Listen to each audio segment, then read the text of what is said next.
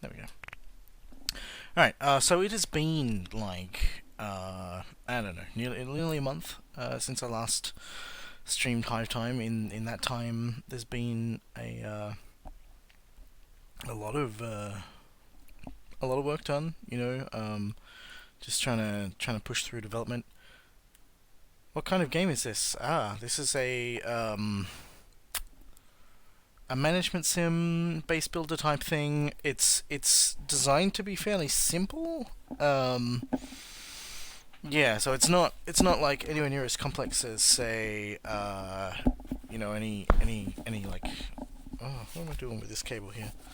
Alright, there we go. It's rubbing less on the zip now. It's not as complex as say something like I don't know, Dungeon Keeper or Theme Hospital or whatever. Yeah, it's not a city builder. It's not really a transit management sim.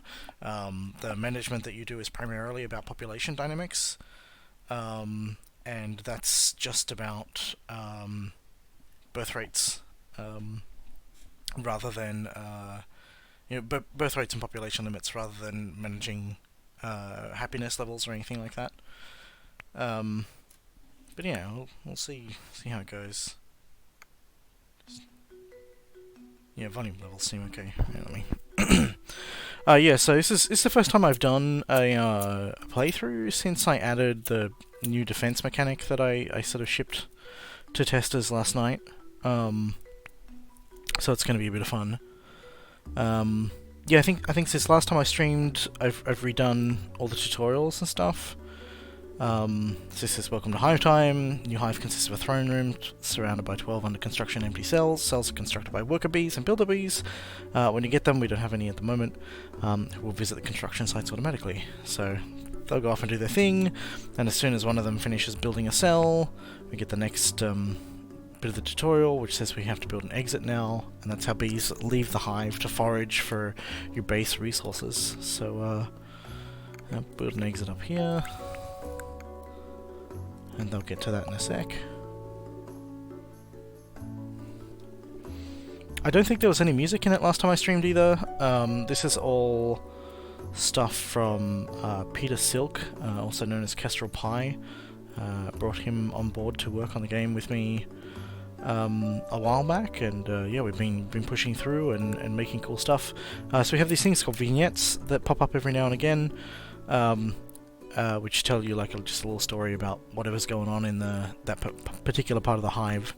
So this one says, for fun, Queen Maxine once spread a rumour that she was 3 stink bugs in a trench coat. Good times. Alright, now that we've built our exit up here, the next step is to build a wax assembler, which will convert pollen and nectar, the 2 base resources, into wax that we can use for building new cells. So we'll get one of those up and happening. Pewink. So they'll prioritize building over leaving the hive to forage for resources. So something to keep in mind. Later on, you get specialist bees who only forage, and so those are the ones that will go outside when there's construction and stuff that needs to be done. For now, we're going to build a nursery. Nurseries increase your population limit and unlock a new bee role, which is the bee sitter. So we get a nursery up and happening over here. We need 2 nectar, and these guys just used up all our nectar on making more wax, because they're good like that. Oh, there we go. Some more resources have come into the hive. I might build a second nursery as well, because I know that I know that I'll need one. So each bee has a limited lifespan. When you see these little clouds, it means the bees has died. After a minor collapse last week, this exit is functioning better than ever. So yeah, they're dropping the resources that they've collected outside the hive. New bees are born at a specific rate until you have a nursery, and nurseries increase the spawn rate of bees when they have bee sitters working in them, which is what this tutorial screen says. So we now have access to population sliders, and to make things progress faster, we're going to have 51% bee sitters. So if we put the mouse over, that'll tell us bee sitters work at nurseries to train up the next generations of bees faster than they would otherwise spawn. If you need more bees, get more bee sitters. Can bees die outside the hive? At the moment, no. There will be... I have plans for one last big game system, and that's about allowing you to sort of more directly manage the foraging outside the hive, and that'll involve like a risk versus reward thing, where you can send bees into high risk areas to gather resources, and when you choose to embrace that, you just accept that they will die faster. When events kill bees, you get little notifications of how often, of what's happened. But I feel like that, since that's the normal part of going into risky areas, I probably won't do that. Excuse me. So yeah, next up we build a workshop, which is another role specific cell. They allow builders to do research and stuff. So we'll get a workshop up and happening here. Already got one little bee sitter here working away.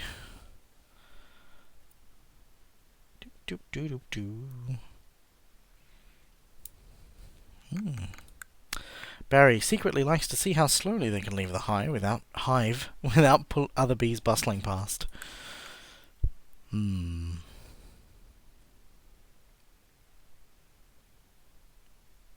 So yeah, we'll see some things down in this corner showing your bee deaths that are related to events and stuff. So work. Each research needs builders in order to progress. Each cell has room for 3 bees to work at it, or each cell has room for 3 bees. So 3 bees can work in one workshop, but 9 bees can work on one wax assembler, so you can produce resources nice and quick. First thing I want to do is get a research, get the upgrade research to think. I have not played Startopia, no. I don't normally talk about inspirations a lot while a game is still in development. Like, I want to kind of get it out and let it be its own thing. But primarily, I'm drawing on. Actually, I was making note of this stuff earlier. Oh, hello. Didn't know I had my my notes here. So yeah, I'm sort of mostly trying to draw upon memories of stuff like SimCity, the original SimCity. I love the way that you put down these like broad stroke things, but all the buildings, once they were built, had this level of detail and level of intricacy that implied that there was a more active universe than what you directly controlled. So I was sort of trying to evoke some of that sort of thing. What was I going to say? I like I love what Brendan Chung does with regards to world building in things like Atom Zombie Smasher and Flotilla. I played a little bit of Flotilla just before we started the jam that this was for, and I really like the kind of zany, weird little quest things, vignettes that you come across, and it was just like these weird space alien pigs need you to go and steal some things from somewhere, or there are cat pirates and stuff, and it all feels really weird and out there, and I wanted to try and capture a little bit of that with the vignettes and the events and stuff here. They sort of present a I hope an interesting and amusing world. Massive Chalice as well has in its events are like primarily focused on upsetting the balances and providing you with unexpected hurdles that you need to overcome. Usually you make choices and don't have a lot of understanding of what the outcomes of those choices are going to be until after they've happened. And I like the way, particularly in this game, where it's as I said before, it's a lot of it's about maintaining population balances. So having events that upset those balances is pretty cool. It's something that I wanted to capture on.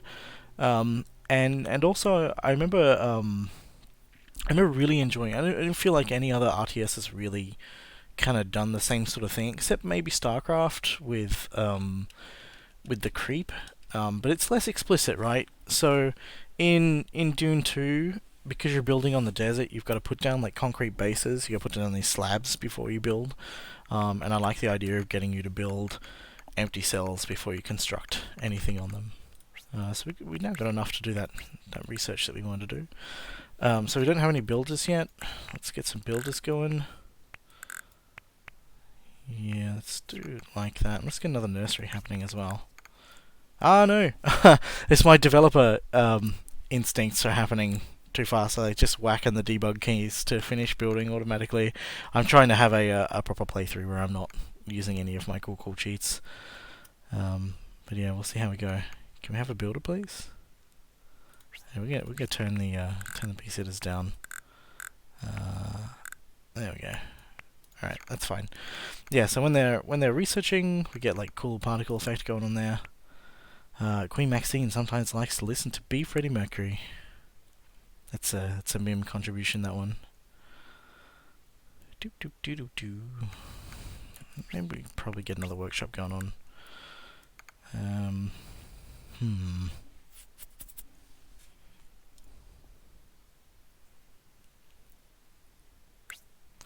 Okay, so we've done our first bit of research, and that's the end of the tutorial. The tutorial says that you've kind of gotten the start. You can grow your hive with stuff and accumulate 600 jelly before the queen dies, which is what this little meter here is.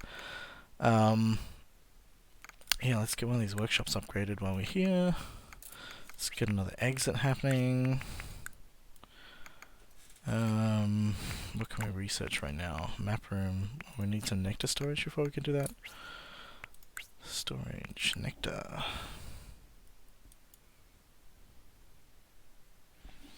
Doop doop doop doop doo. Sometimes Mark sneaks out of the hive at night to look at the stars. And favorite constellation is the fireball. I have a lot of just random substitution stuff going on with that. Can we do that research yet? Oh, we need to wait for more stuff to come in. So the upgraded workshop has been built, and now we can research a whole bunch more stuff that we couldn't see before, and can also upgrade research some upgrades for storage cells. Hey Aubrey, how you doing? Thanks for dropping by. How did your Dicey Dungeon stream end up? Oh, we got 16 now, so we can start research on a map room. Sounds like a good idea. 4 out of 6, 5 out of 6. Yeah, it looks cool. I had been meaning to pick it up. I just, you know, when I'm in development mode, I usually don't have a lot of time or attention for games. Sadly, when I'm making games, I spend a lot more time making them than playing them. So we're kind of running out of space here, so I'm going to build a few more cells.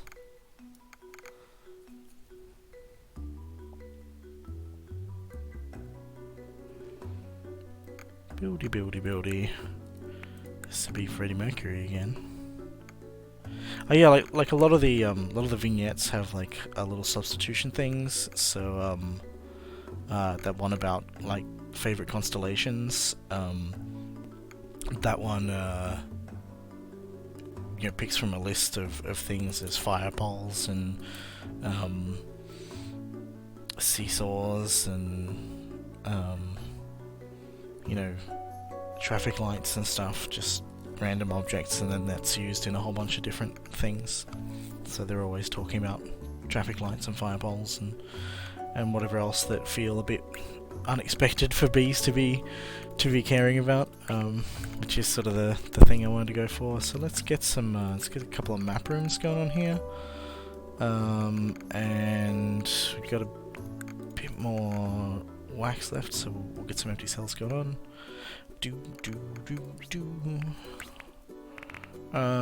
need 15 pollen for. Oh, hello. Tom watched Stinging in the Rain for the first time last night and can't stop buzzing about it. So yeah, let's get a pollen storage going on. Oh no, more wax. Come on, give me that wax. The wax assembler model is new since last time I streamed as well. Had the old old temp one, which was just like crisscrossing conveyor belts,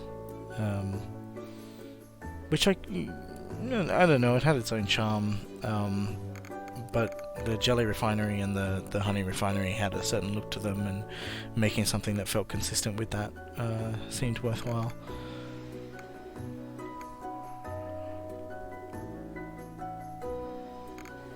We do with another, oh no, we're completely out of pollen? Oh.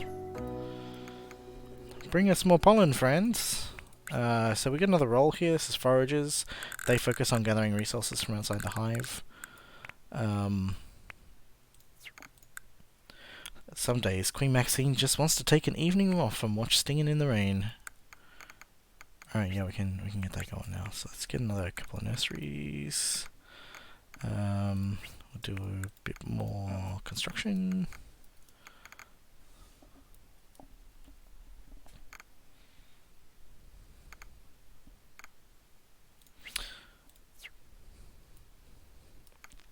So yeah, 4 foragers, only 3 bees can exit through one exit at a time. So I gotta make sure that I've got, you know, at least... Would I rather have a dog-sized bee or a bee-sized dog? I think a dog-sized bee would be interesting. I think. I don't know. So these quiet spaces in between the music tracks are going to have ambient sounds in them. I haven't had a chance to...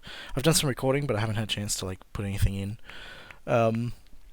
yet, but hoping to get to that over the next few days. I'm meant to be exhibiting the game on the weekend at a I can't remember what it's called. It's some kind of like Maker X thing, and yeah, if I can get some more like ambient audio, environmental audio coming in, then I think that'll round out the experience nicely. So today is being declared Queen Maxine's birthday, adding to a long list of Queen's birthdays celebrated throughout the year. We have like, I don't know, like 5, I think, 4 or 5 different days that the Queen's birthday is celebrated on in the country I live in. It's kind of silly, so nice to have a reference to silliness there. What are we doing here? Can we get barracks on the way? We should probably do some other research as well. Maybe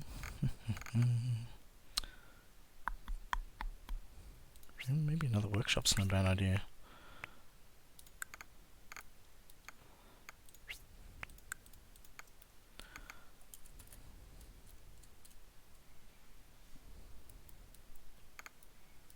Oh, hang on. I think I have skip events on. Another yeah, let's turn that off. Like while developing, I usually don't want events firing off. Yeah, I was wondering why we hadn't had one yet. I was like, it's kind of weird.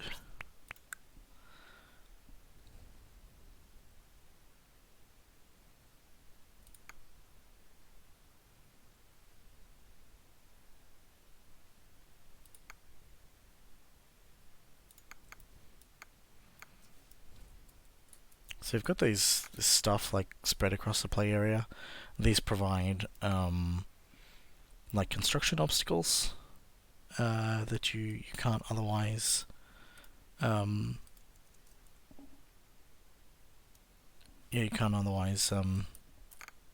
on.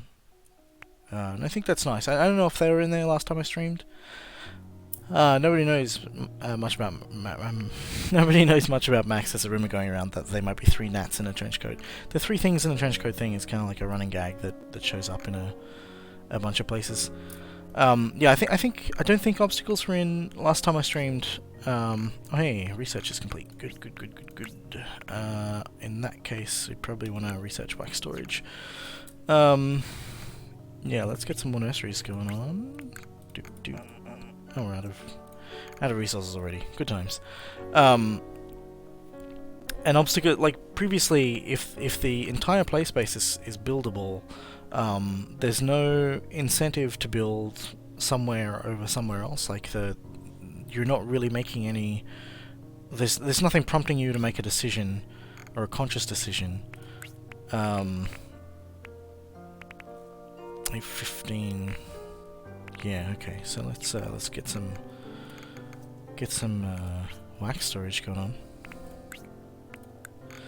on. Nothing prompting you to make decisions, whereas now, down in this part of the hive, you know, like I could build out into this area if I wanted. There's nothing stopping me from doing that, but the fact that these obstacles are in the way and reducing the amount of available space that opens up into, it means that building down there is a different proposition to building up here, and so now I have something to decide between.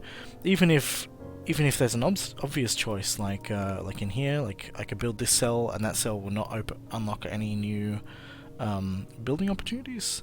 So it's probably, like, by default, just not an interesting or important thing to do. But having that choice between this and whatever else means that you're doing something interesting where previously you weren't. It's not super interesting, but, you know, it's interesting in some fashion. And we wanted to get jelly refineries up and happening... Oh, honey refineries. Probably the next thing to research. So I got about 8 builders, yeah.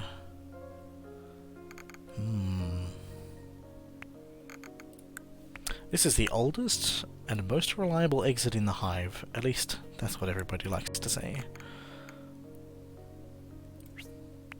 No, I don't want to build down there. I want to build out this way, I think.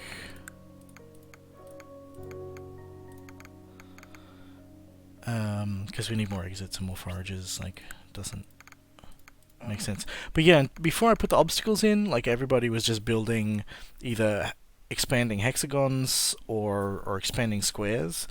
And symmetry was super important. Oh, not super important, just emergently a thing that everybody sort of seemed to gravitate towards and fixate on.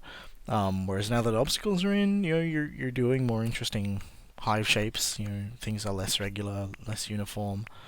Yeah, let's get a bunch more exits going on. And you want to get some more. Wow, a lot of bees just died at once. Get a few more map rooms going on. Excuse me. Leonard saw the Princess Bee last week and doesn't understand what all the buzz is about. Leonard has no taste.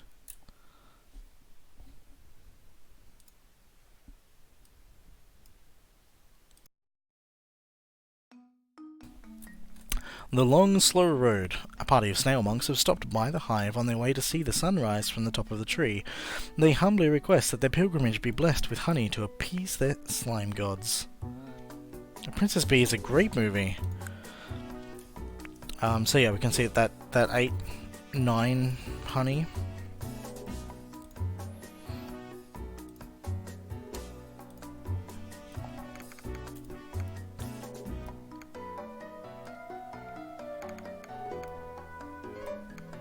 My mouse wheel is on the blink.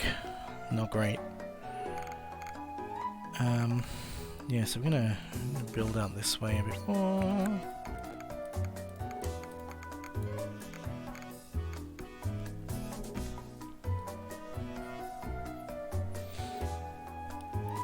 On the blink, as in not functioning correctly.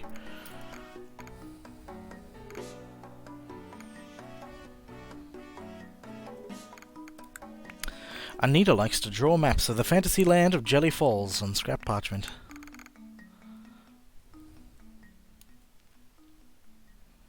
There's our research coming along, guys.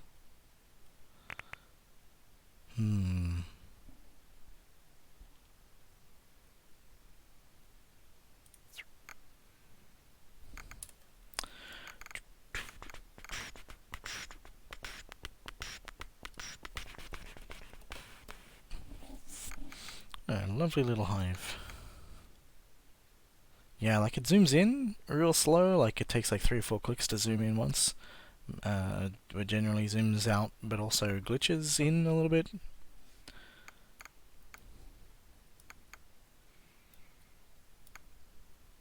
Yeah, I don't know where it came from. I assume like it's an early electronics type type thing.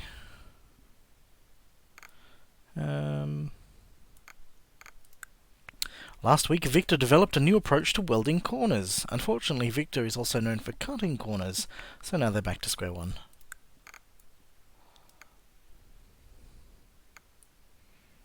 And we can also, like, pause the game and see what people are up to. So Fiona here is researching, and Caleb here is heading to a nursery, carrying happy thoughts. Very nice. These guys are all come back from, no? Yeah, some of them. They're all come back from outside the hive, carrying pollen and nectar and stuff. Most of them have just come from this nectar storage thing here, and then they go and drop it there.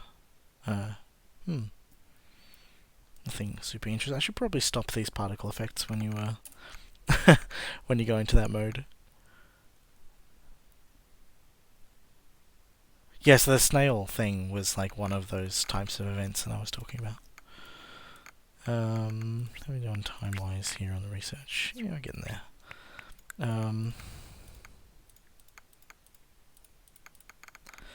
Let's build out that way. We'll get some more. We're out of wax again.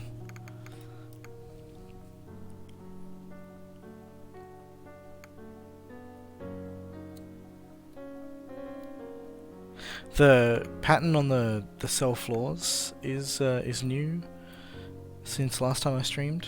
They're tinted based on the color of the relevant role's hat. Barry applied for a wax grant to install an ice cream stand at this exit, but hasn't heard back. Ice cream stand is another sort of random object that can be a constellation or whatever else. Yeah, I have mixed feelings about the floor tinting. I think it's, like, generally speaking, I think it's good. It's decent. But it's, I don't know. Maybe it's too extreme. Maybe it's not extreme enough. When you zoomed right out, it does help you differentiate areas. But maybe not enough in some cases. I don't know. I'll probably tune it a bit more and tweak it a bit more over time. What was I doing? I was building more nurseries. Get our population up a bit more, and probably want to build another couple of workshops and some more map rooms and a couple more exits.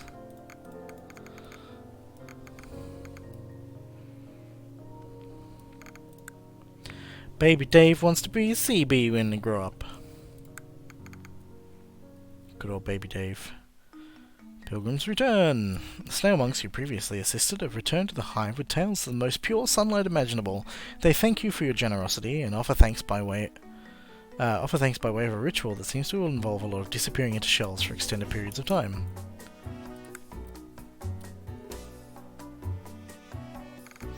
Yellow and sort of tan here.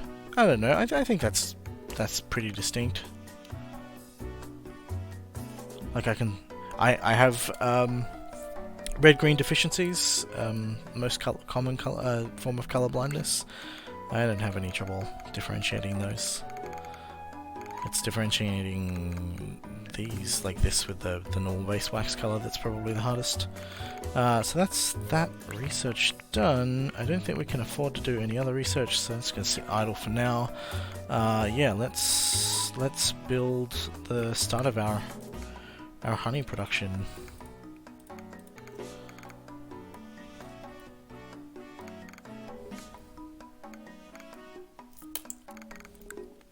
Sometimes the weight of running a hive wears heavy on Queen Maxine's shoulders, and as you know, bee shoulders are small. There's also a setting for turning off the floor tint, so for anybody who's been playing for a long time and doesn't like it, they can, you're not stuck with it.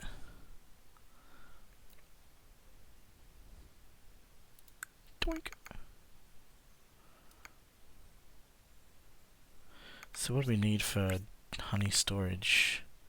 50 nectar, so I need to build a couple more nectar storage cells. need for that? Storage. 5 more wax. I'll have that in just a sec.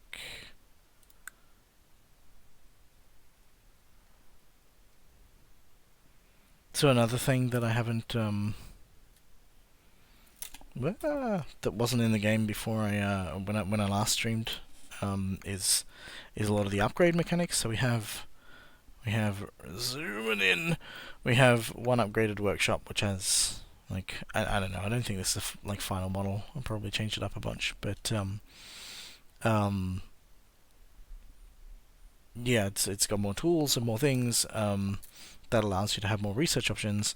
There are also upgraded storage cells, which allow you to oh, here's another thing that's new, is like the storage levels graph. So we can see here, looking at nectar, this is our current stock levels, which have gone up and down as we've been producing stuff, and that's averaged out to the nearest minute. Oh, not minute, averaged out to the nearest, I don't know, 5 seconds, 10 seconds, something like that.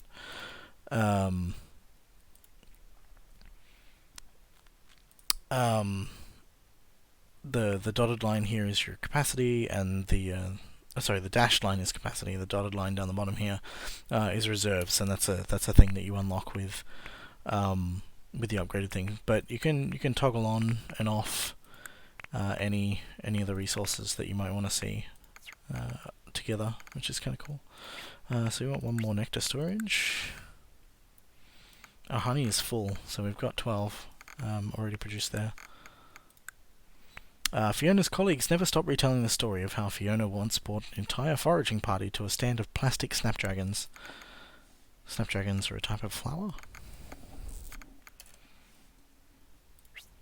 Alrighty, we can get that honey storage happening now. Go builders, research the thing for me. Wow, that was fast. Might need to increase that a little bit. There we go. What else can we spend our research time on now then? 50, 50. Yeah. Oh, have we researched the barracks yet? Yeah, I've researched the barracks. Alright, well, we're going to build a barracks here. This is a new thing that I added like last... Oh, I've been working on it for about a week. But I pushed it into builds last night. It has come to light that the hive's foragers have been attending butterfly nectar raves and have come back to the hive particularly smeared. The forager harvesting will be reduced until they can get it out of their system. So now we have an effect here, which is the efficiency of foragers is offset by -1. On warm mornings, Gunnar likes to drink the dew from flower petals.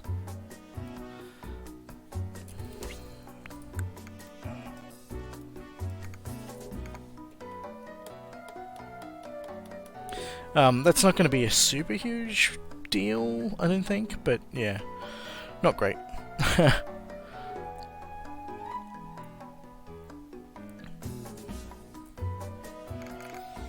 could probably build another honey storage.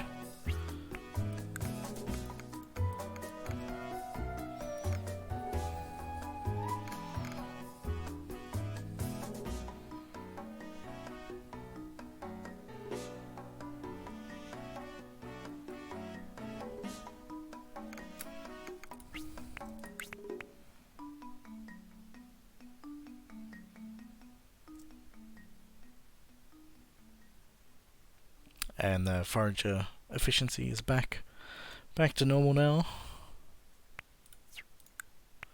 Sometimes Tommy sneaks out of the hive at night to look at stars. Their favourite constellation is the coat rack.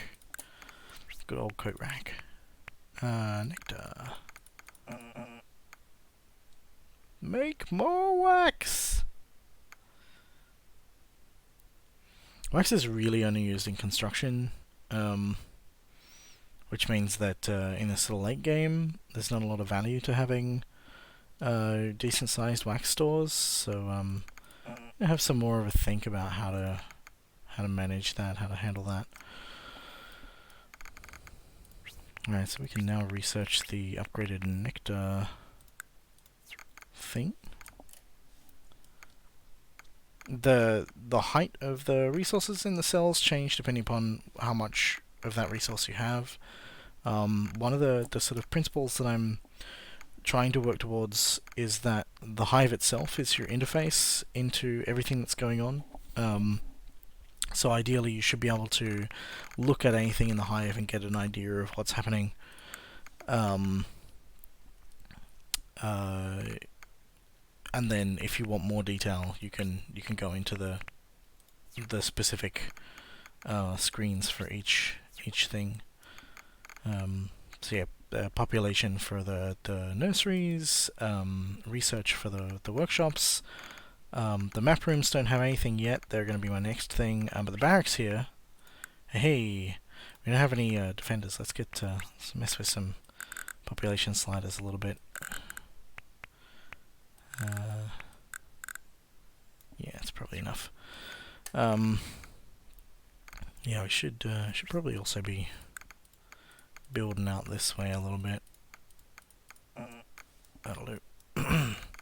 So yeah, the defense thing. Hey, how's it going?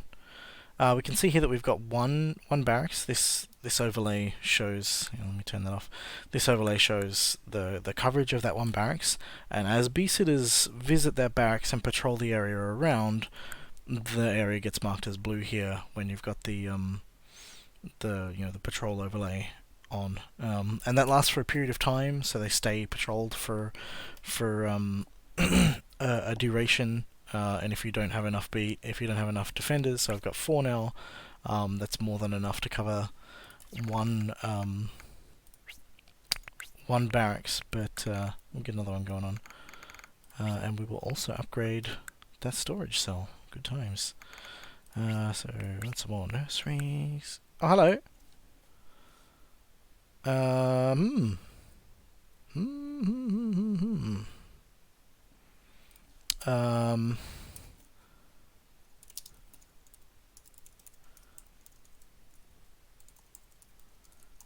think it has child.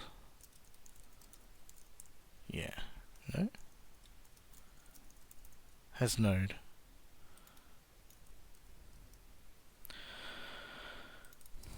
Gosh darn it. Well, that's that's a shame. Yeah, we'll do I want to do that here? I mean, I think it makes sense to do here. Let's save that and continue, I guess. Hello?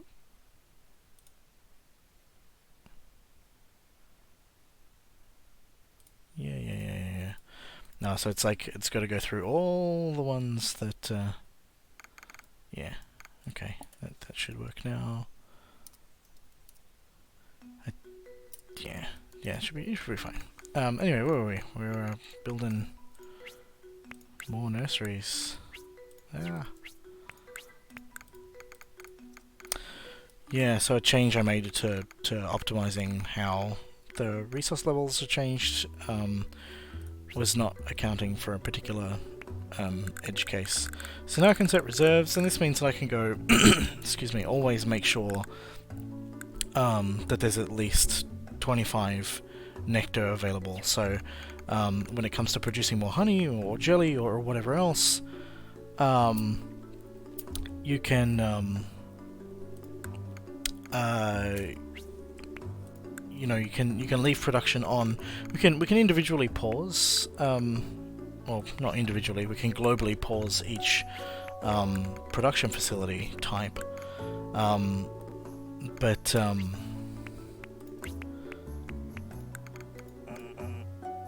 out of wax. Might even do some more wax storage, I think.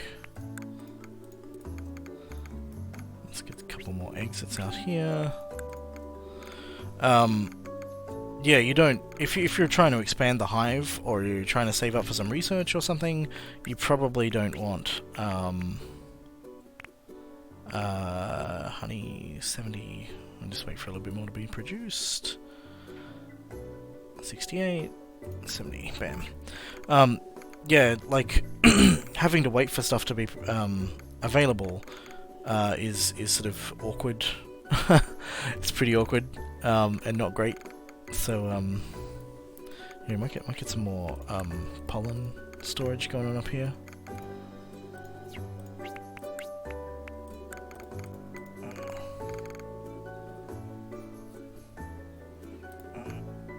Oh, it's wax that we need. Come on, make the wax.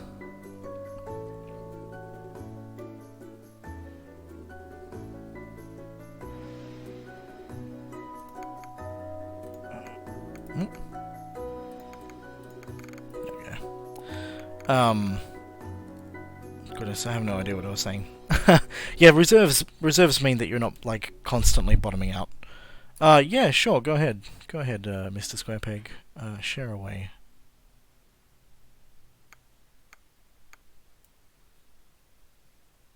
I said I want more wax storage as well, so I should probably get that happening.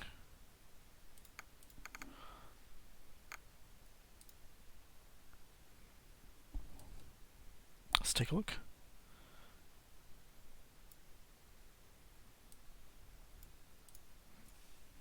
Are these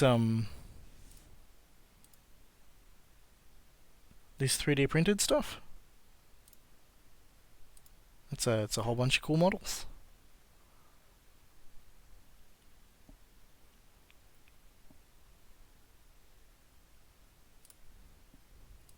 Pop that on stream, I guess.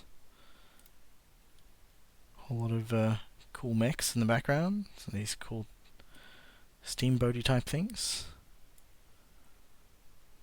Everybody's favorite friend Skeletor.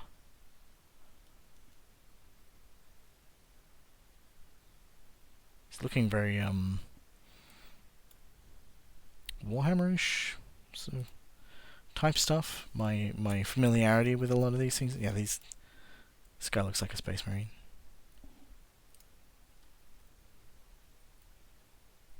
Benchies. Well, there you go. Right, wax. And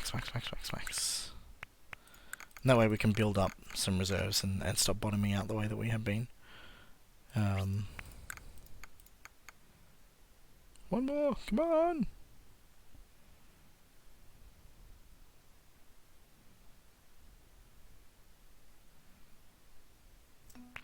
Ticket to Ride. Rock sensation, the Beatles are playing at the base of a nearby tree. Coincidentally, every one of the Hive's roll populations have dropped, except for foragers, which has increased dramatically.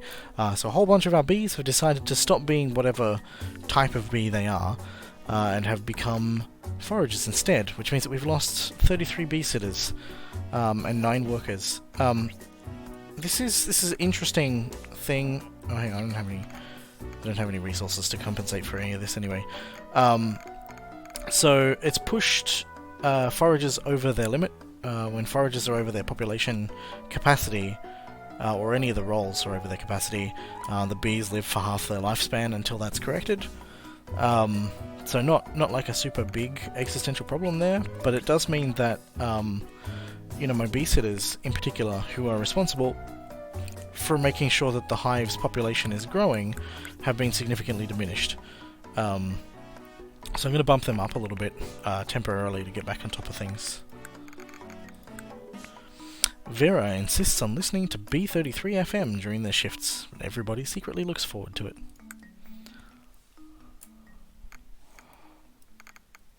I don't know if we're going to do it, but we were talking about, and I certainly can't take any credit for the idea because it was definitely Kestrel Pie's contribution. He's kind of inspired by the idea of doing a Beatles sounding track or sort of themed track to go with that event. We want jelly storage at some point.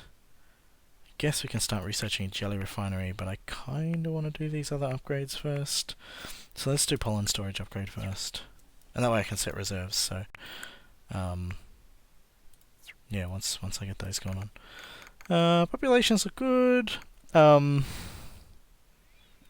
Yeah, everything seems okay so far. There's another sort of set of sort of feedback things that I'm going to give, which is like allows you to see or at least exposes the idle time or the average idle time for bees in particular roles. So you could go, all right, well we've got this many bee builders, but this percentage of them are idle and not doing anything. Or we've got this many foragers, but this many of them are idle. And if you have idle foragers, that means that there aren't enough exits to look after their you know, to allow them all to exit the hive at once. We did see a bee die outside the hive here. I'm not sure how that happened, but that's something I'll have to look into. They're not meant to die outside the hive. That's kind of bad. What's our defense coverage looking like at the moment? Right, we're gonna need some more. Let's stick one here. Yeah, now that the defender stuff is in, when people stop being defenders, then that upsets your patrols and everything else. So we don't have anything covering this top corner. So I guess I'll just stick a cell here. And maybe one here. Queen Maxine likes to listen to Be Free Mercury. We've gotten that one a couple times. I'm gonna do like a writing pass and add a million more vignettes and events and other things in. It's gonna be fun. Alright, so let's look at what that gives us coverage wise. There's still a few things that aren't covered.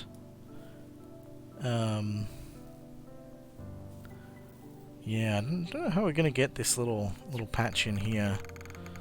We can probably leave it for now. It's probably not a big deal.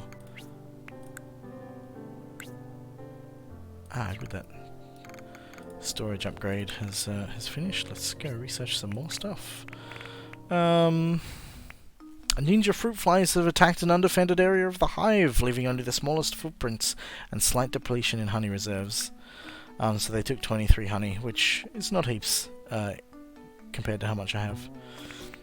But yeah, that's if we look at the defense thing, those cells. Here's more overlays that we can look at here. We can turn on the resource storage overlays are listed here, and then we can see that is it just the one?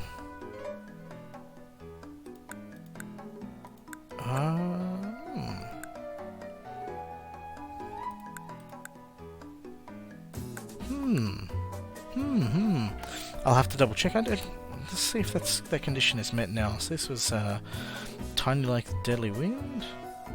Yeah, so it says that there's one unprotected honey storage, but I think... Oh, I didn't mean to go back to the menu. But I think... yeah, if I zoom out a bit, let's double check here. Right, so that one there isn't covered by that. And it's not covered by that either. Maybe my map is wrong. That would be bad. Oh no, yeah it is. That doesn't make sense either. I'm confused.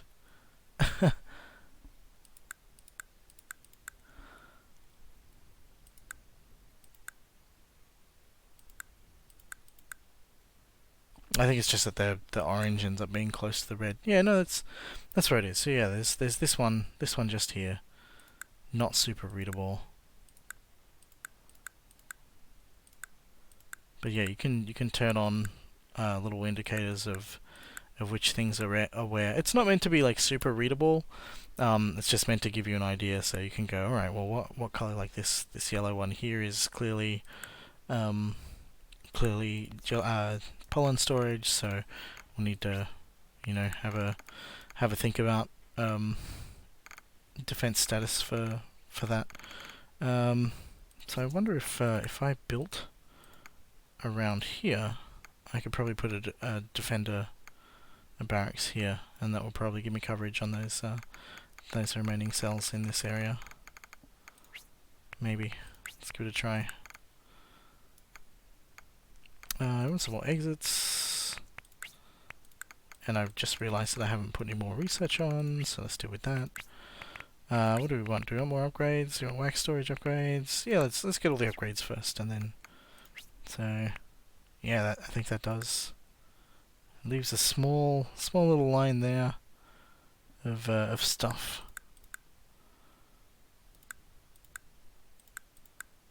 In the middle, but I guess that's what we'll live with. Beatrice enjoys the rhythm of honey production, especially the stirring. It's a small B-movie quote there, or reference. Let's upgrade that honey storage. We're still waiting for that, but we can set some reserves here.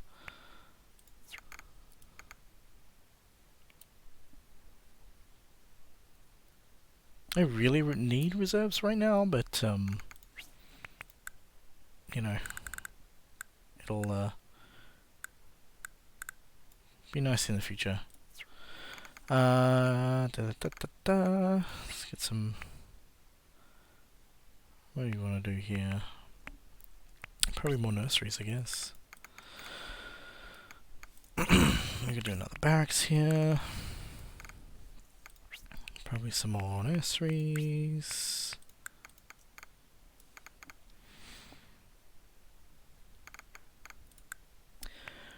Ivan received an Occupational Hive Safety Award for stopping a wax figure uprising last week. Good times. So we're doing, you know, like, I don't know, a third of the way through the Queen's life. And we're about to ramp up jelly production, I think. Let's get some...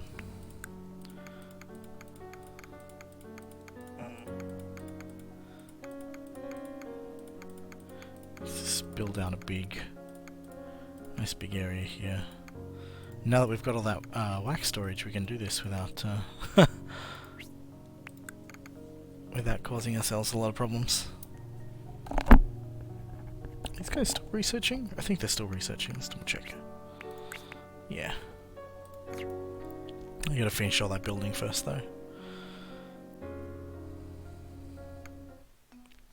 Weird science. A Vinehopper scientist expelled from the Venerable Academy of Seed Sciences has come to the hive asking for honey to perform unsanctioned experiments.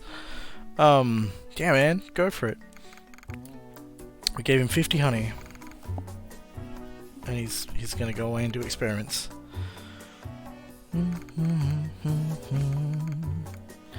How are we doing defense-wise?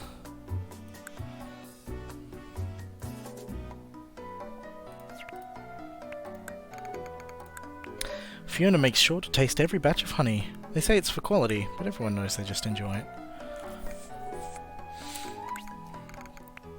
Alright, we can do this now. Boink. We have all the upgrades for storage, except for jelly storage, which we haven't got yet. Well, we can start researching jelly refinery. Alright, so where was that? It's this cell here, I think. So let's stick another barracks there.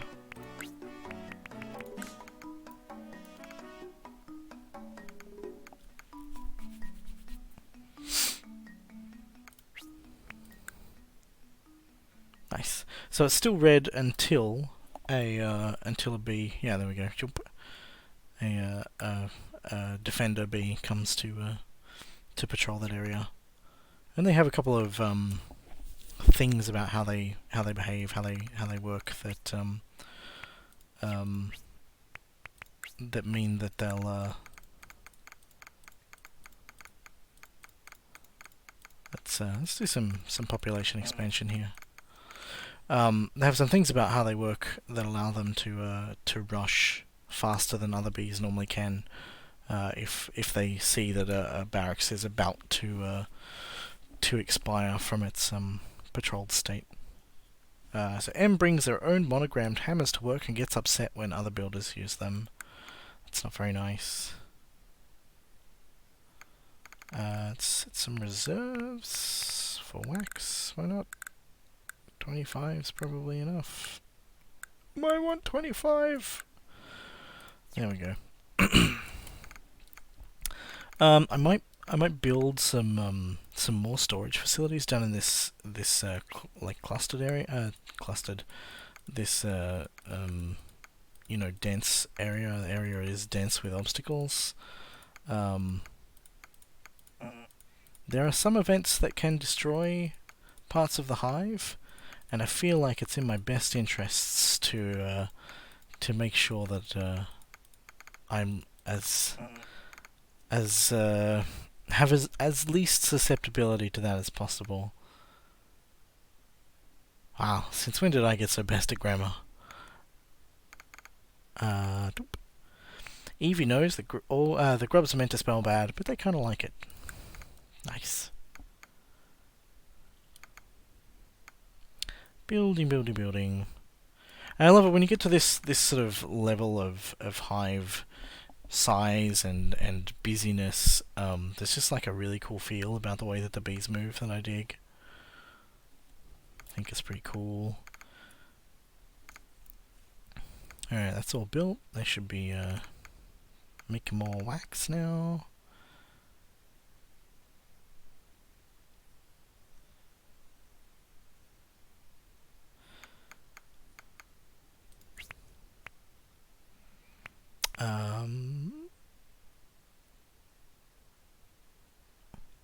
Yeah, probably gonna need some more map rooms in here as well.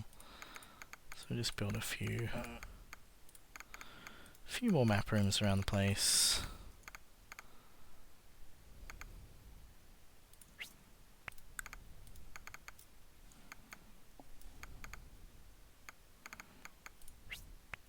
The only thing I need to be mindful of is that our cool dudes can't. Let's get some more workshops going on as well.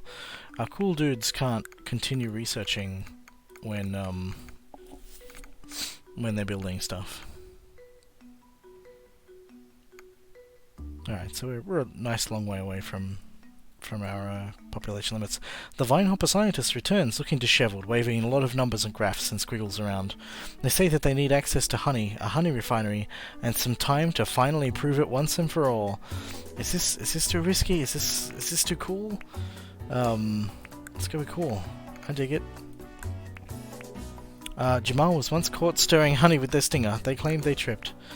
So we've given 25 honey to that crazy science guy.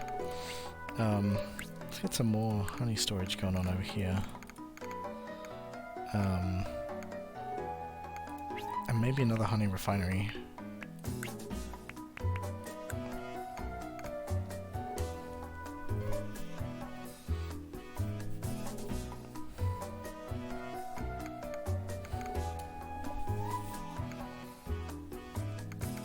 Sweet.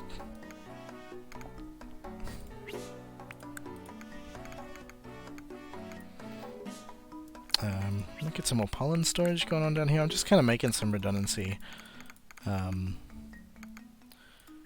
case we need it. And nectar storage. Oh no! Nearly out of wax. Where's that vignette? I don't see it. It's hiding from me. Alright, I give up. Where are you? Oh, there you are. Teddy enjoys the rhythm of honey production. Good old Teddy. There we go. Sweet. What kind of coverage we got at the moment?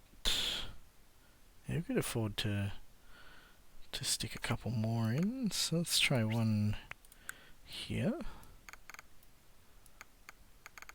Yeah, I think I need to work on the barracks a bit more just to make them easier to spot, make them easier to stand out. Oh, that's not what I want. I want nectar there. What are you doing?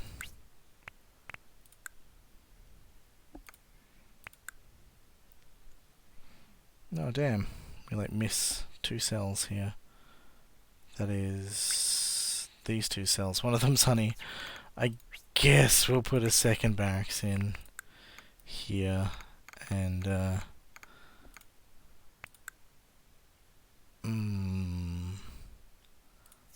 let's stick another one here.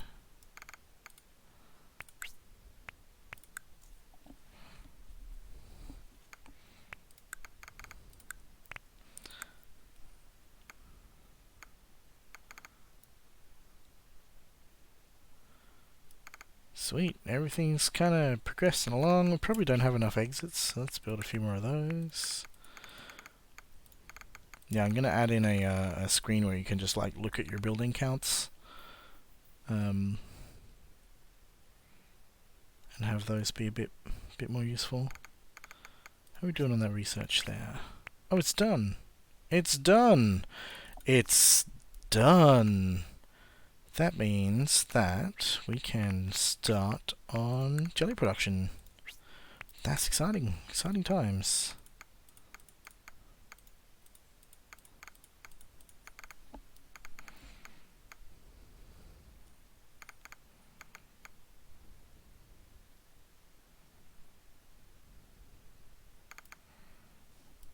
So once we get 12 jelly here, then we can set our builders to start researching some more stuff.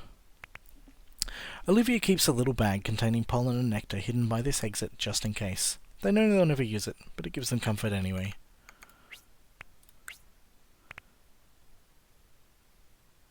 Look at them go. They're making a jelly. They're doing the jelly thing, and they're going to drop it down here in the thing. Poof. Here we go, 12 jelly. So now we can... After some time, the Vinehopper scientist announces that their final experiment is ready, with a lot more spittle than should be necessary. "Today we witness the future!" screams the Vinehopper as the honey refinery kicks into motion, producing honey at an incredible rate.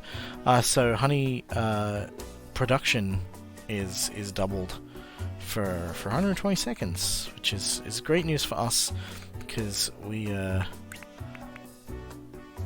about to spend a bunch of honey. Why is that one dim?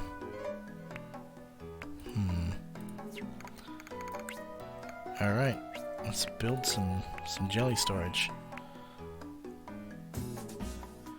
Come on, you guys, make the things. Let's pause this, because we don't need this right now. What we really need is to get more jelly storage off the ground.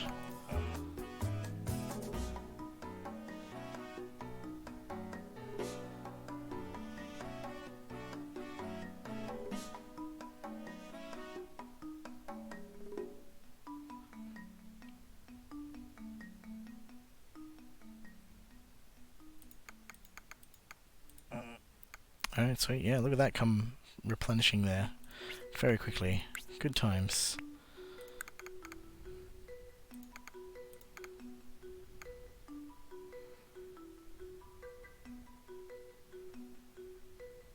So we've got two honey refineries right now, so we can produce a lot very fast. And then that means that we can then research the jelly storage upgrade once we hit enough jelly.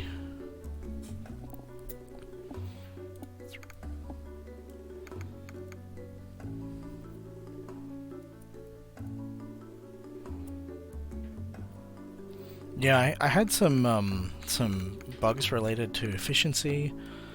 How many we got? We got 39. Yeah, that's enough. It helps me express myself. Beth makes a lot of typos accidentally, but pretends they're on purpose. Yeah, now we can do that research. Nice. What do our patrols look like at the moment? We got a little area up here that's not very well covered. Oh, and we can see here that this barracks was not well covered briefly. So we can watch a bit here. Yeah, I think we might have too few defenders to handle the barracks that we've got. So keep an eye on that.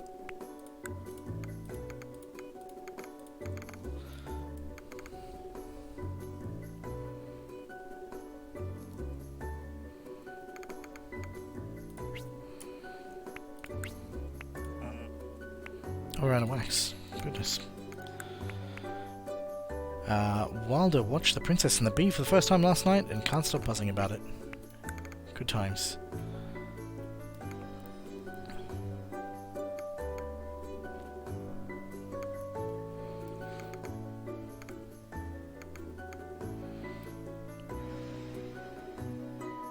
probably get another wax assembler going on, maybe. I don't know if it's worth it. I could do with some more nurseries though. Dunk dunk.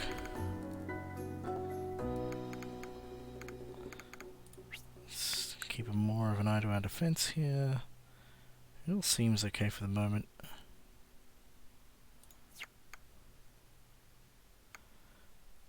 Kind of want to destroy this barracks and allow an event that only occurs if the throne is undefended to happen.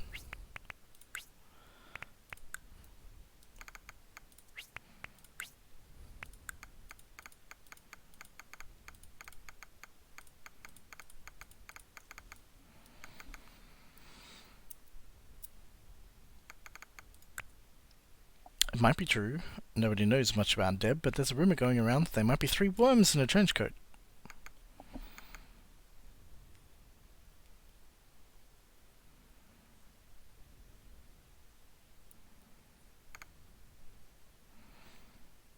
So we got a decent population of builders going on. Ooh, a Wasp Attack. One of the nearby Wasp clans is raiding for nectar, killing any bees who stand in their way. Defenders can focus on protecting the hive's population or its resources. Look, nectar's not super big deal for us right now, so let's save the bees.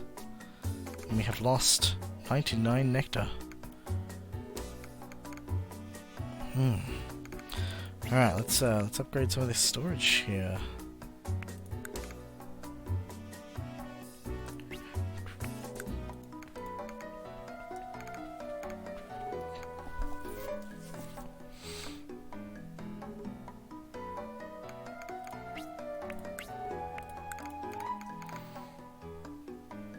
So which nectar is undefended here? Let's turn off that. Let's turn off that. Let's turn on nectar storage. Yeah, so these, I think. Yeah, one nectar. It was this one right here.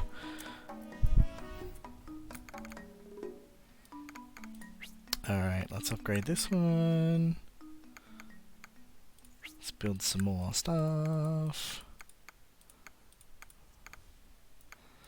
Probably want some like redundant jelly out this way as well, just in case something bad happens on the other side of the hive.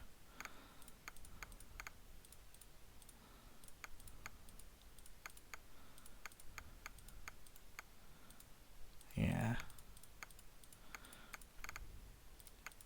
I guess we could afford to have a second jelly production facility here as well. Maybe? Give that a try. Yeah, I've made some changes and fixes to wait for more excuse me, wax to be built.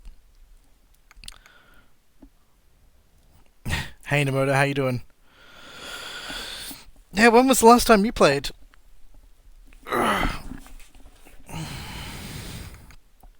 It's been a while, yeah.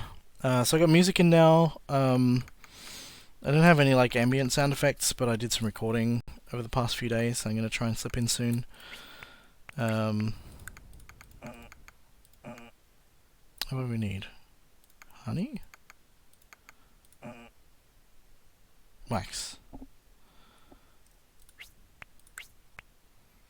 Yeah, 10 honey, 10 wax. Maybe we'll put another wax assembler in there.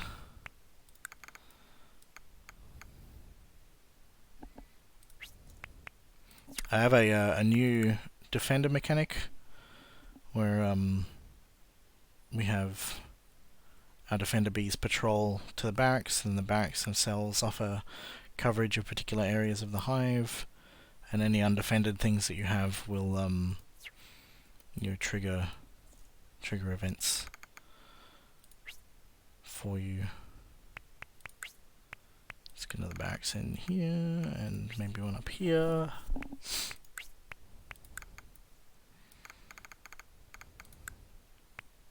Queen Maxine has a considerable amount of paperwork to do today. We could probably do with a few more defenders and a few more workers, I think. Yeah, let's see how that goes. Alright, more jelly.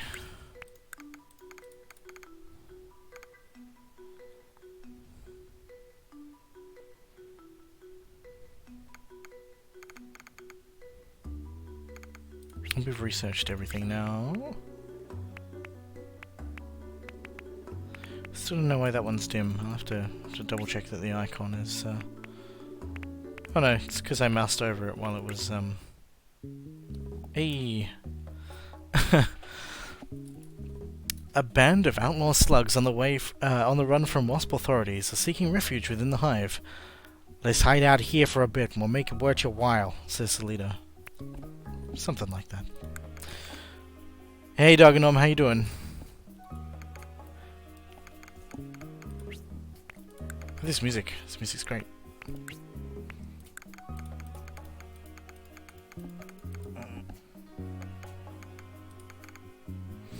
Yeah, I'm doing okay. Doing okay.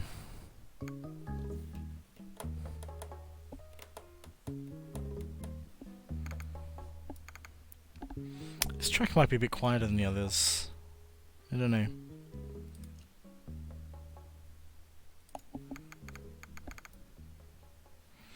Yeah, nice little hive going on. Still got plenty of space that I can explore around, expand out into. We're at 572.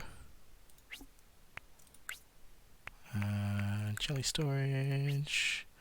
Let's get some more cells going on out here.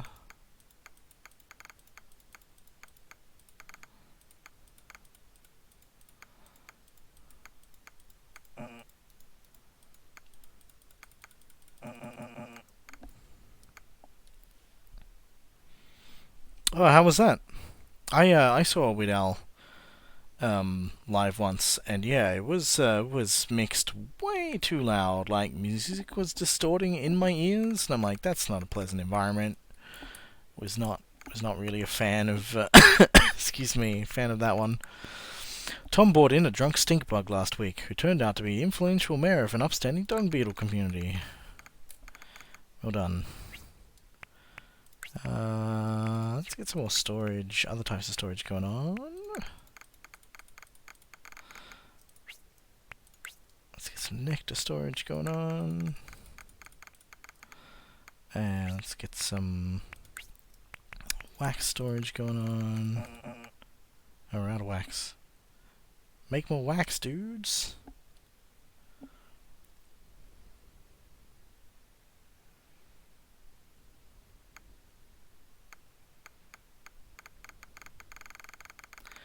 Come on! And there you go. Come on. There we go. Nice.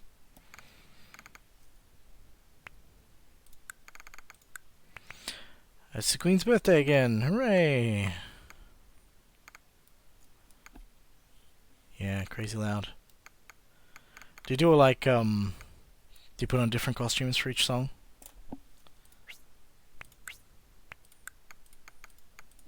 Yeah.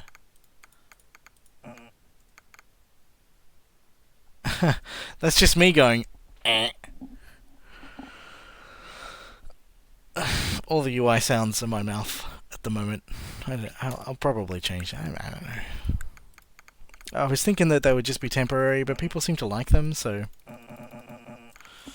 I guess I'll keep them.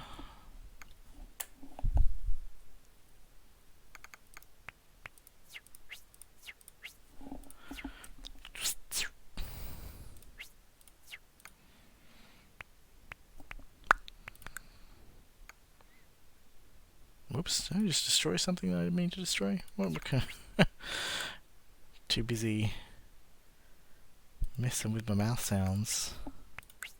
Let's get another barracks going on. And yeah, probably want another barracks out here as well. Oh, this is the edge of the screen. Hello. A representative from the Wasp authorities makes contact, offering a substantial reward of honey in exchange for slug fugitives, making it clear that every bee leaving the hive will be searched until the slugs are found. So here they're going to carry the slugs out in their pockets, you know? Old Bitey has not attacked yet, which is disappointing. I love Old Bitey, he's my friend. There is a bug at the moment where stuff that's close to the edge of the buildable area is the way that I calculate the radial thing. It like hits the edge and then stops.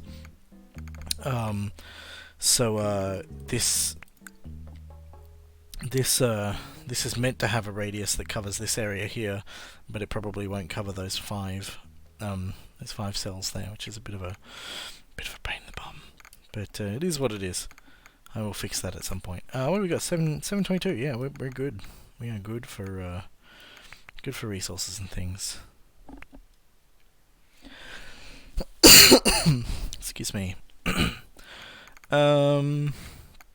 What do you want? We're at a population limit, so... Oh, hey, it's midlife crisis time! Queen's birthday, and not just any birthday. It's the big old 1/2, halfway through Queen's average lifespan. Exciting times. So let's get more nurseries going on. Probably more map rooms. Why not? And probably some more exits as well.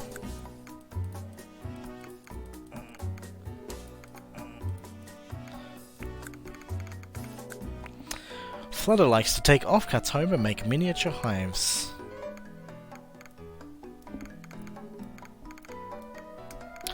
Alright, yeah, we want a bunch of exits here.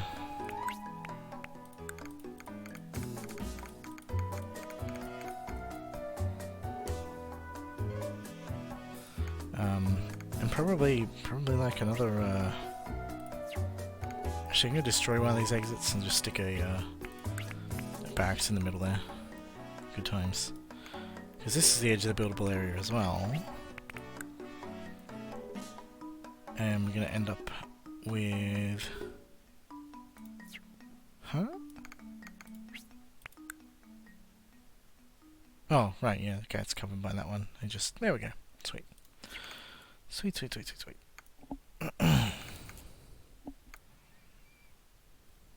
Cool.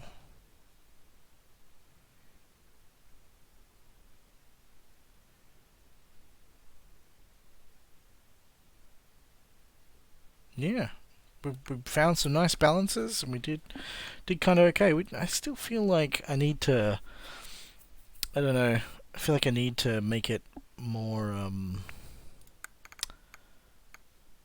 like I've only got, how many got? I got 1, 2, 3, 4, 5, 6, 7, 8, 9, 10, 11, 12 workshops, I think, and that's all. And I was able to burn through all that research pretty quick, maybe? I don't know.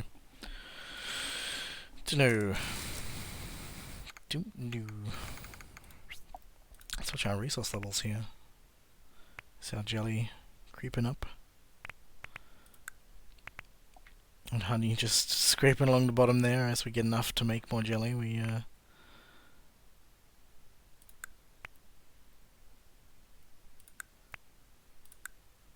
Yeah, doing good. Doing good.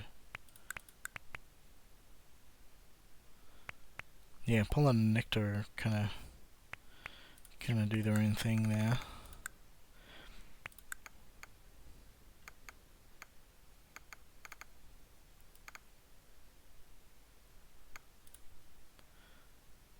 There's an Anthony heading to a nursery. Vanessa, age 84. Wow, way old. So the in brackets they say how old they are. So we can find a little one. Or wait until someone's just been born. There's one. A wee babby. He's 0 seconds old. So they have different kind of things. So in their first first quarter of their life they're young. In the last quarter of their life they're aged. If they're like 3 seconds from dying, they're way old. And in the middle section they're prime. So you can kind of get a bit of an idea of how old a particular bee is, how long it's got left to go, without explicitly saying when it's gonna die. So they do have a bit of lifespans vary just a little bit here and there. Yeah, they're all doing their thing. Such friends. Look at that honey, all gone.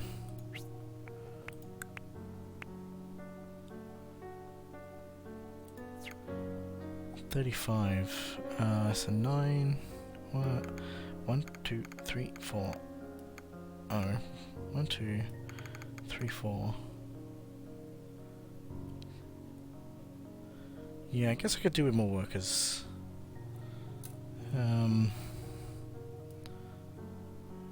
Let's build some more nurseries. Give these builders something to do.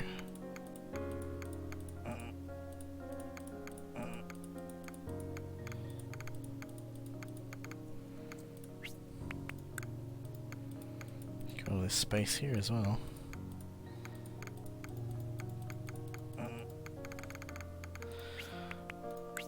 Nurseries.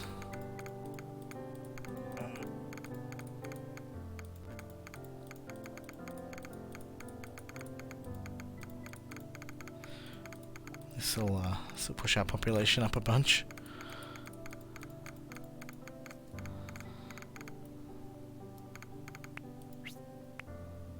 Oh, okay.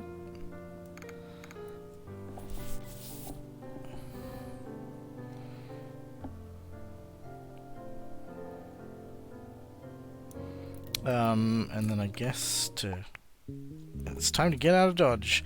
When it's clear that the wasps have moved on and aren't still watching the hive, the outlaw slugs make plans to slip away. Leaving before dawn, they narrowly miss an encounter with an early bird.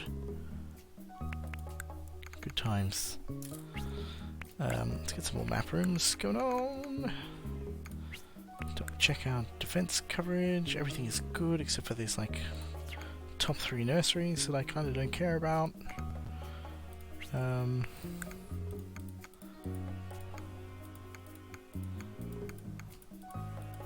Let's get some more exits and map rooms and things going on.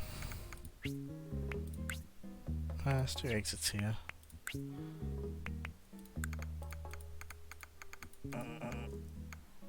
I'm out of wax again. Make that wax, friends.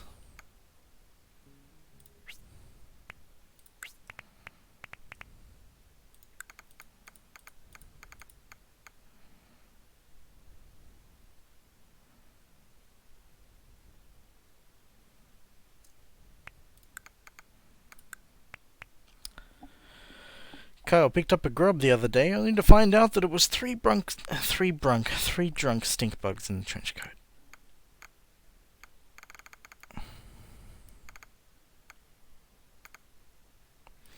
But yeah, there's some extra stuff I want to do with defenders where it's defenders outside the hive will make Old Bitey do less damage. And I haven't got that in yet, so we'll see how it goes.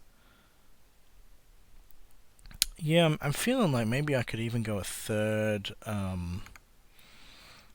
honey production facility. I'm thinking maybe we do that. Let's see how that goes. Honey. What are you doing for map rooms? Map rooms are fine. Barracks are good.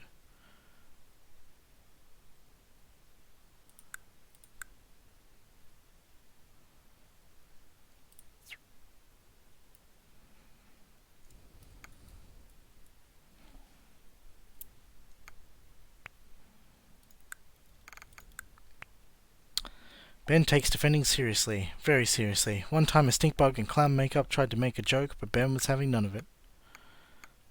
Good work, Ben, you jerk. Look at our big hive.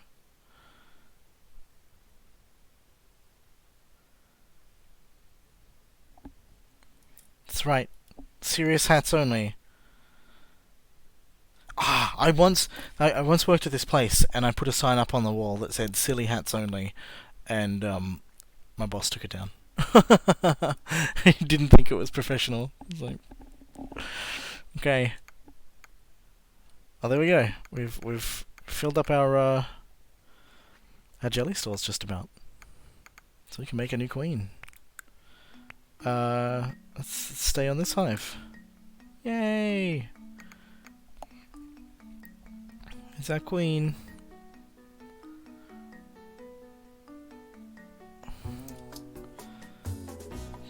bumbling around. Queen Maxine and a friend. Yeah, that's what a game of Hive Time looks like at the moment. No, I don't have a day job anymore. That job I lost when I injured my hands. When I recovered, I had like this sort of semi-regular day job where I never knew whether or not I was coming in next week, kind of thing. Which was, you know, an experience. It was a cool job. Did lots of kind of like low-level programming, like writing device drivers for embedded systems and that kind of stuff. Hadn't really done that sort of thing before, and was really interested and engaged by doing that. But yeah, haven't been there for years. I tend to just take game dev related contract work these days.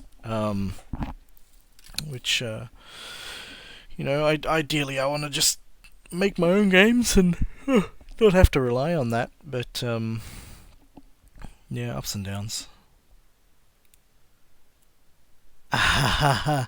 No, I was working, yeah, between my day job and a whole bunch of volunteer jobs, and just, yeah, I was kind of doing the equivalent of 3 full-time jobs worth of work, I reckon. I was sleeping maybe 3 nights a week. I was cycling to work every day, programming all day, come home, you know, program at night. I just never got enough rest. And that went on for a lot longer than I care to admit. I was in the process. You know, I recognised that something wasn't right, and you know, want to work to regain control of my life. But yeah, I was in the process of working extra hard so that I could wrap up a lot of loose ends and resign from a lot of things, and you know, be back on top of everything. And yeah, one day, pretty much almost overnight, my hands and arms gave up. It's like I'd been hit with a sledgehammer on both arms and hands, just all day, every day, constantly. I couldn't open doors, couldn't tie shoelaces, couldn't do anything really. It was pretty frustrating. From what I understand, I'm pretty lucky to have recovered, so I'm very thankful for that. No, I used that downtime to spend a lot of time reflecting on, you know, what I wanted to do and who I wanted to be, and how I wanted to spend whatever limited amount of time I had left being functional, you know, and what I wanted to spend that time on. And the answer was cool B games. So yeah, I also, in addition to all of that, while I was off work with, from this injury, the owner of the business died, and everyone else resigned. So like when I went to come back in, I was the only person left. Yeah, it was weird. Very weird. I think in earlier days I was definitely less concerned. I mean, I valued my health, but I did take it for granted. You know, like, felt like I could, you know, skip a few nights of sleep here and there, and it, you know, since I had learned to function. Hey, slugs are back, and they're like giving us stuff to help. They gave us 20 jelly and no wax because we're full. Yeah, I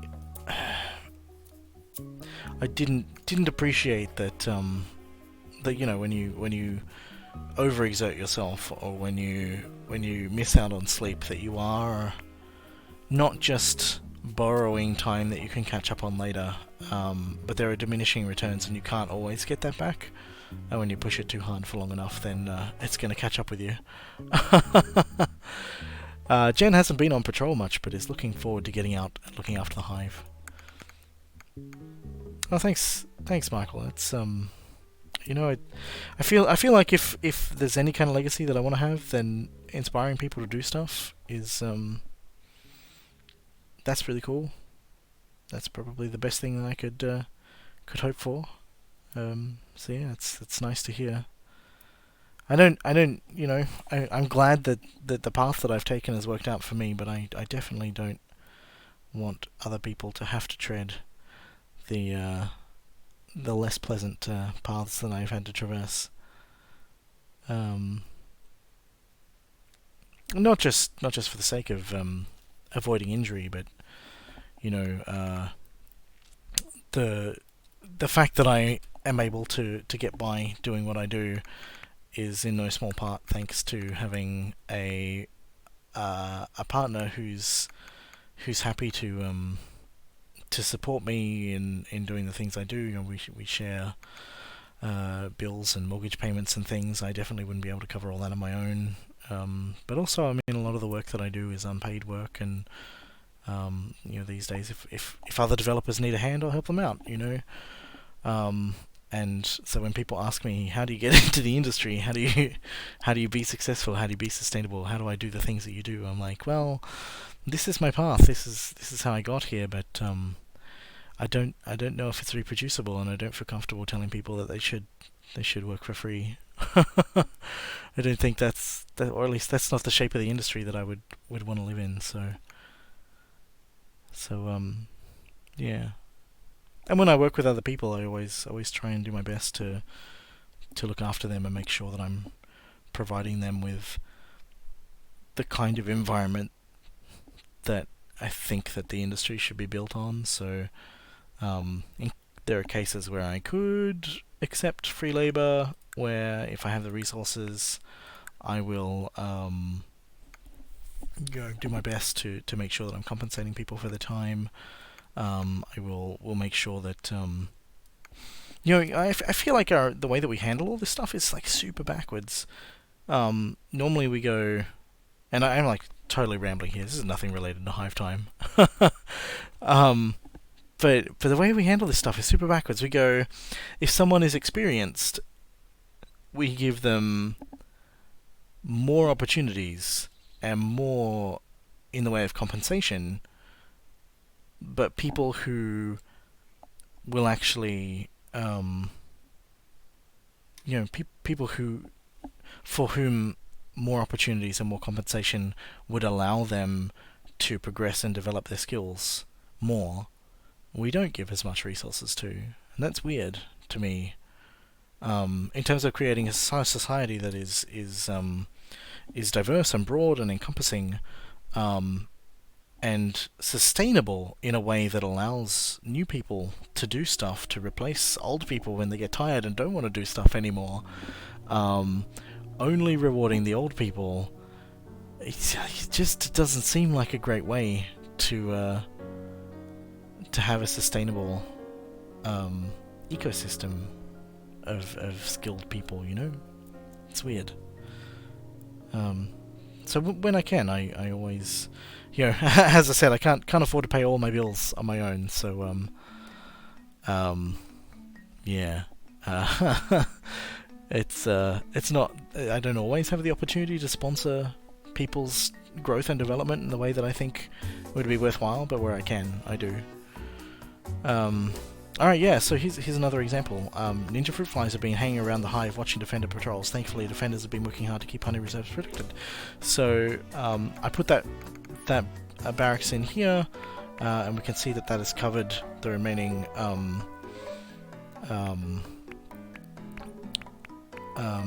what am I saying?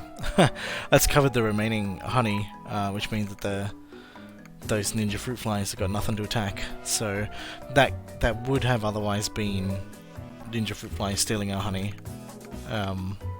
Because we had enough defense, it's not an issue.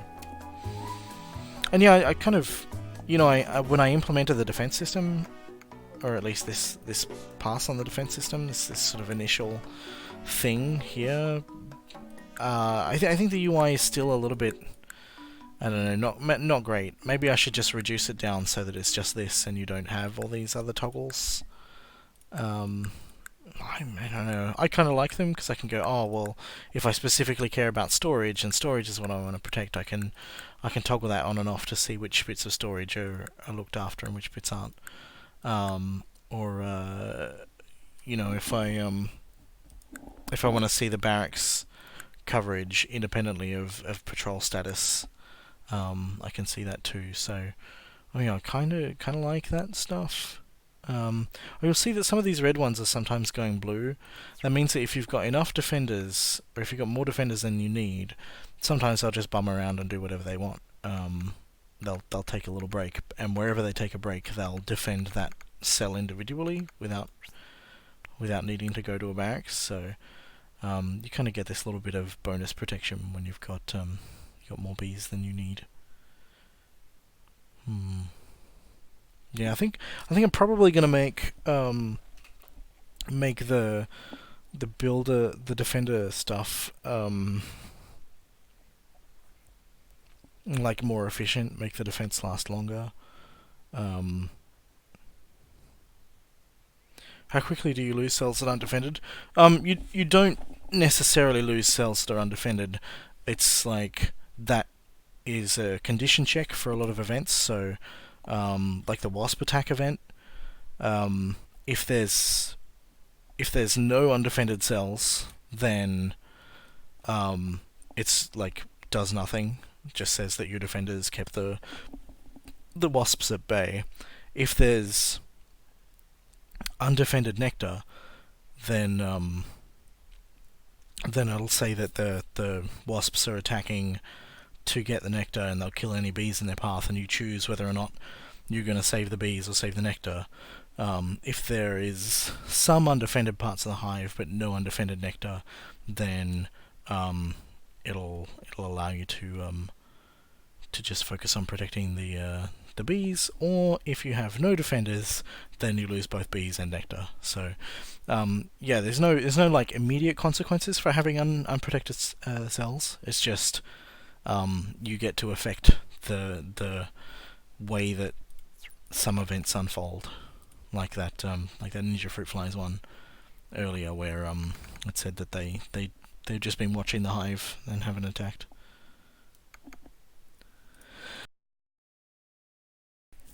But yeah, no, I'm feeling a lot better after having like a proper playthrough. I feel a lot better about how this defense stuff works. There's still going to be another aspect to it where you can let defenders go outside the hive, and they will increase the likelihood of foragers surviving in high-risk areas, but I kind of need to implement the forager stuff first. Hey, this is drunks foragers out. Good times.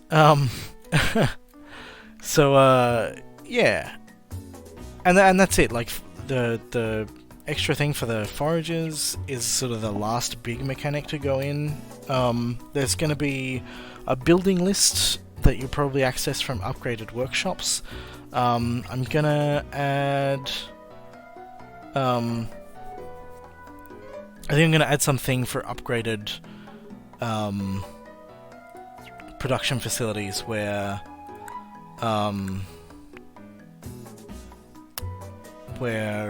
like adjacency will make a difference. Like maybe if you've got maybe it gives +1 of that resource for every adjacent storage facility you have, or something like that. So you could get 1, 2, 3, 4, 5, 6, 7, 8, 9 extra honey for the same amount of resources out of an upgraded one, maybe. But I like the idea of tying that back into building and construction, and then you have to be thoughtful about that and have to think about where does stuff go and how does that work. Which I like the way that happens with upgraded storage. So here, I don't have enough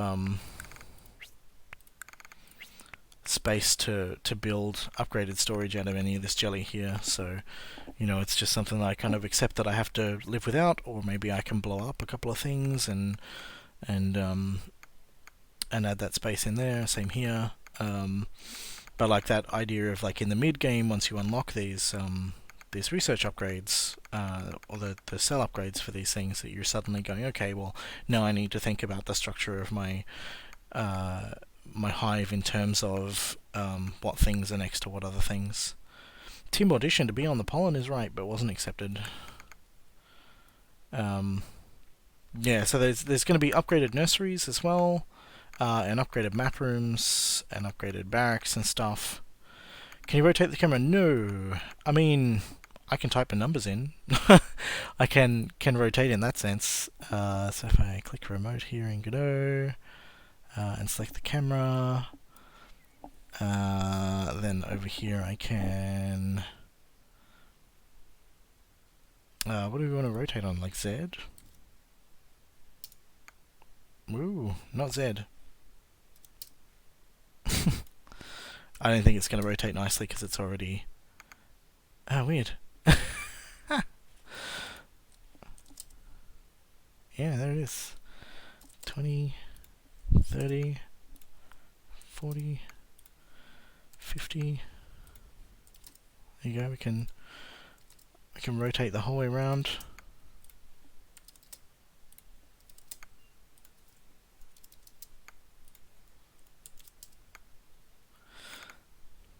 Yeah, weird. Oh, and the yeah. Game's not really set up for it. The panning is working all wrong. But yeah. I was thinking of doing a thing where where you can nominate a bee for the camera to follow. Obviously a low priority feature. But yeah, flight sim mode's probably another game. You can hang on. Let me quickly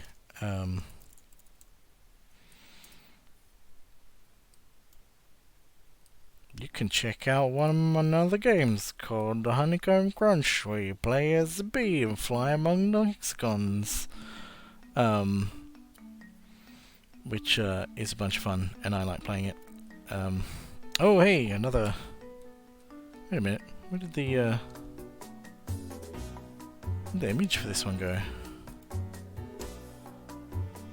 Hexo.png. Do I not have that where I expect to have that? Hang on. Yeah.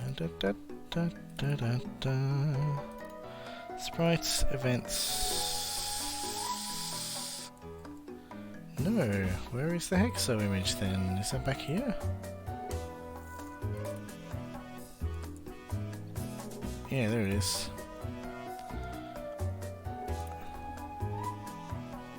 Let's move that across to events then.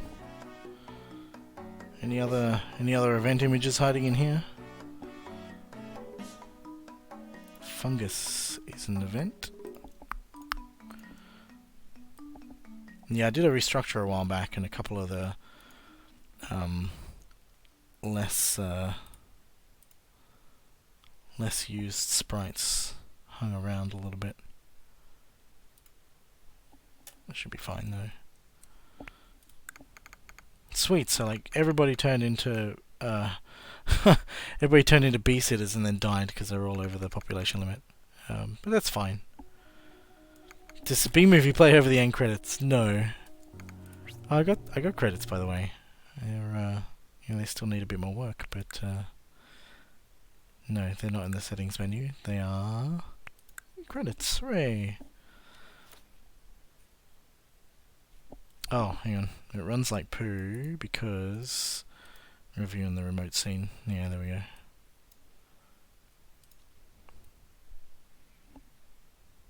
Yay. And eventually I'll have some cool music in here and it'll be a bit more exciting. I'm thinking of having like maybe bee silhouettes just randomly fly back and forth across the option screen.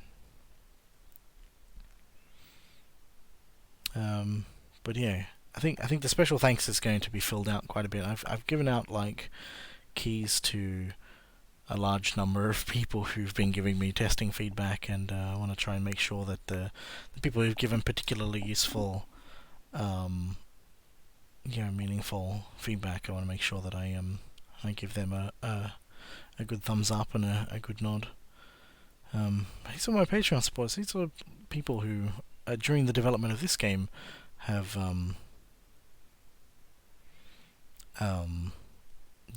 supported me financially, and that's a amazingly moving thing. Yeah. Anyway, I feel like I've probably shown off enough today. I don't have anything specific that I'm working on. I'll save this. Save the Hive.